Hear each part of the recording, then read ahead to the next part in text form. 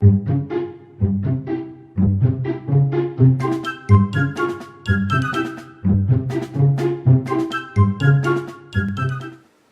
2. The Cubs on Trial.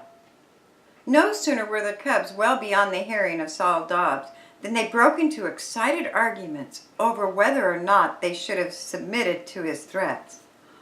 "Why didn't we just tell him to go jump in a river?" Chips demanded furiously. "Just who does he think he is anyhow?" "He happens to be Mr. Silverton's foreman," Dan pointed out quietly. "Also, he was armed." "He was only bluffing," Red volunteered his opinion. "I say, why don't we go back there and tell him off?" Mr. Hatfield paused on the trail. "Aren't you fellows losing sight of an important fact?" he inquired. "That we were trespassing," Dan supplied. "Exactly. If Mr. Silverton had given us permission to have a visit on his farm, then we'd have been within our rights." "It was my fault," Mr. Holloway took the blame. "I should have telephoned Silverton. Instead, I took it for granted that we'd see him at the farm and that he'd give us the okay. Considering that he's the foreman, I suppose Dobbs had a right to order us off the property," Brad said. "But it was the way he did it that got under my skin." "The point is, do we have to take it like meek little lambs?" Red demanded. "I'm for having it out with him." "Here too," chimed in Mac. "Where can we find Mr. Silverton?" "That's what I don't know," admitted the Cub leader. "We might be able to get some information in the village." "Let's go there now," Midge proposed. "Can't we buy something at one of those stores as an excuse for asking a few questions?"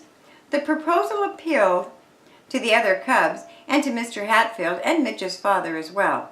Accordingly, they hiked the half-mile to the village of Camden across the river from Webster City, where nearly all the boys lived. Having purchased supplies several times before in the town, the Cubs created little interest as they tramped into Barker's General Store. "What'll it be this time?" the genteel storekeeper inquired after he had waited on other customers. Noticing that the fruit looked appetizing, Mr. Hatfield said that he would like 2 dozen of the fresh pears. "Flour, beef, bacon?" "Not today. We're well supplied. Matter of fact, we crossed the river more for an excursion than anything else. The rain has kept up rather closely confined." "Sure, the weather has been against you," the storekeeper agreed as he weighed the fruit. "We're due for a turn, though." Skillfully, Mr. Hatfield directed the conversation along the line he wished it to take. The Cubs were saying this morning that they'd like to visit Silverton's pheasant farm. "By the way, who's in charge there?" "A fellow by the name of Dobbs, Saul Dobbs. He looks after the place for Mr. Silverton. A rather disagreeable customer, I'm told." "I take it he doesn't like visitors at the farm." "He drives them off," the storekeeper said, handing Mr. Hatfield his change. "On orders from Mr. Silverton?" "That I wouldn't know. But Silverton seems like a fairly decent sort of chap. Friendly and approachable." "He doesn't live at the pheasant farm?" "No, in Webster City. Has an office in the Gardner building. On nice weekends, he drives out to the pheasant farm to look it over, but mostly he lets Dobbs run the place." "I see," said the Cub leader, pocketing his change. "Well, good morning, sir." Outside the general store, the Cubs gathered in a group to discuss their next move. "You heard how it stacks up," said Mr. Hatfield. "If we want to visit the farm, we'll have to see Mr. Silverton. That means a trip into Webster City. Is it worth the effort?" "I wasn't so crazy to see the place at first," said Dan, "but now I am. If only to prove to Saul Dobbs that he can't order us around." "Same here," agreed Midge promptly. Red proposed that the Cubs descend upon Mr. Silverton in a delegation. "That hardly seems wise," replied Mr. Hatfield. "I think someone should try to stay in camp." "Why not appoint the one who are to go?" suggested his son Fred. Me, for one, urged Chips instantly. I can give Mr. Silverton an earful about the workman of his. The cub leader smiled. That's what I'm afraid you might do, Chips. This mission requires diplomacy and tact. You know, smooth talk and control. I'll delegate Brad and Dan. How'll we get there? Dan asked, pleased to have been selected. I'll take you in my car, offered Midge's father. The cubs hiked back to the river and rode to their camp. Although the rain had ceased, the river, they noted still, was slowly rising. Mr. Holloway immediately backed his car from the garage, ready for the trip to Webster City. Good luck with Mr. Silverton, Sam Hatfield said, as Brad and Dan climbed in beside Mr. Holloway. Just give him the facts, and don't be afraid to talk up, Chips added. As the car pulled away, Dan stole a quick glance at Brad. Always, he had admired the dark-haired older boy who seemed so sure of himself, yet never was conceited. An outstanding athlete for his age, Brad would enter Webster City High School in the fall. Dan, nearly 10, and fast growing into a beanpole, was considered old beyond his years. Popular with nearly everyone, the sandy-haired, blue-eyed sixth grader entered enthusiastically into the den and pack meetings. At the Gardner building 20 minutes later, Mr. Holloway parked the car by the curb meter and accompanied the boys to Mr. Silverton's fourth-floor suite of offices. A receptionist inquired as to their wishes. "Would like to see Mr. Silverton, please," Mr. Holloway requested. The girl's reply was discouraging. "Mr. Silverton is in an important conference," she explained. "He may be detained an hour. Isn't there something I can do?" Mr. Holloway explained that his business was with Mr. Silverton personally and turned to Brad and Dan. "How about it, fellas?" he inquired. "I'd like to wait, but I have an important business matter to look after." "The cubs will be disappointed if we go back without seeing Mr. Silverton," said Brad. "Can't Dan and I wait for him?" "I'm sure you two can present the matter without me," Mr. Holloway said, greatly relieved. "I'll try to get back here in about an hour to pick you up. If Mr. Silverton is able to see you before I return, give him the facts." "Yes, sir," grinned Brad. "We'll do our best."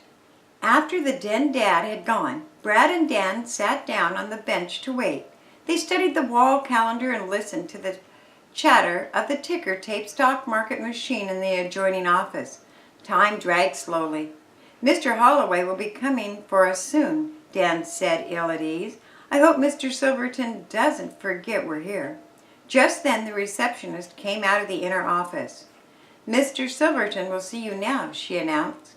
Dan and Brad followed the young woman through the door with frosted glass into a large, comfortable room with thick, dark carpet. A stout, slightly bald man of a nervous manner sat behind a massive mahogany desk.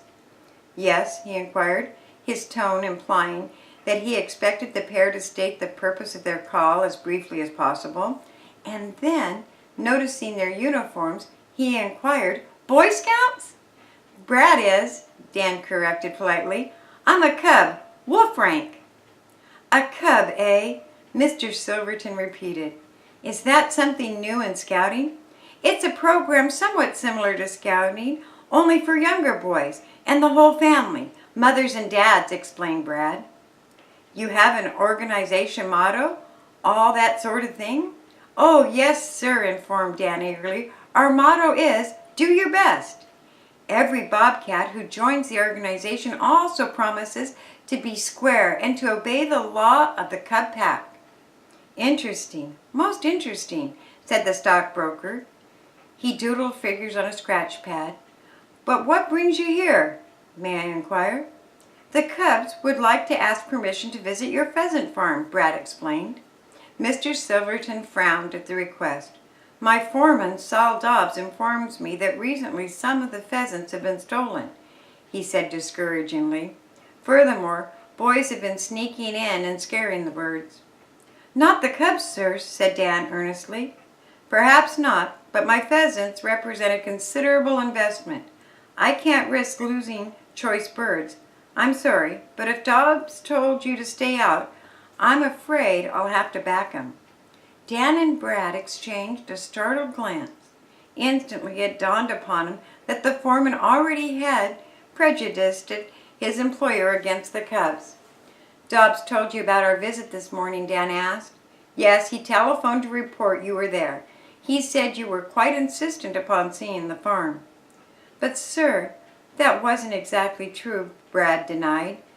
"We were all walking along the trail when up pops Mr. Dobbs with his revolver.